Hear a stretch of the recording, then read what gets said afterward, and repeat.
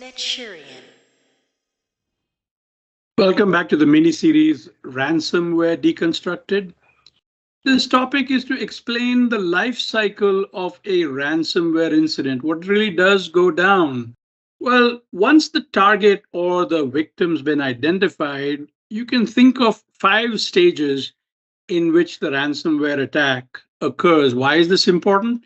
Because if you understand how is it that they're attacking you, then maybe that gives you clues on how to defend, how to detect. But once the victim has been identified, there is some mechanism to deliver the ransomware, which is malware really, to the target, and it gets installed. After which, of course, it phones home back to the command and control server in order to get further instructions. It also tries to get credentials so that it can have a permanent foothold and compromise maybe other accounts in your network. It tends to spread laterally in order to increase its persistence or stickiness. And once it's actually done its job, then it's time for extortion in order to get money for ransom payment out of the victim. First of all, in terms of delivery, often these days it's a phishing email sent to an unsuspecting user.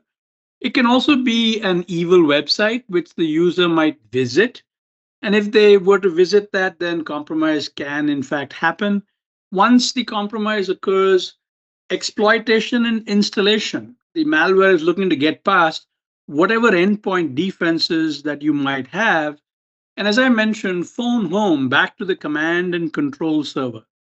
Another method by which ransomware occurs is brute force. Use stolen credentials. If you're reusing the same passwords over and over again, and they happen to compromise one in the dark web somewhere, why then they hope that all of your passwords are in fact the same and see whether they can't get at some other account. Now it's time to map accounts and network resources. Remember, the bad guys don't know your network, so they must actually create a map because they can't operate from a known network map. They must form one from the terrain. This leads to lateral movement, from the original point of entry to other possibly more valuable accounts, more valuable machines that have access to more data. They're able to get at accounts via brute force. They might actually manipulate data in cloud apps without coming anywhere near your premises whatsoever. So all of the protections that you might have laid on-prem may be useless because they're attacking you in the cloud. Once they've got that privileged account and compromised it, why then it's off to the races. They will access sensitive data, first of all, exfiltrate it in order to demonstrate that they actually have it. And then they will actually encode and encrypt stuff so that your entire domain is compromised. And now you're a victim. Hope this was useful.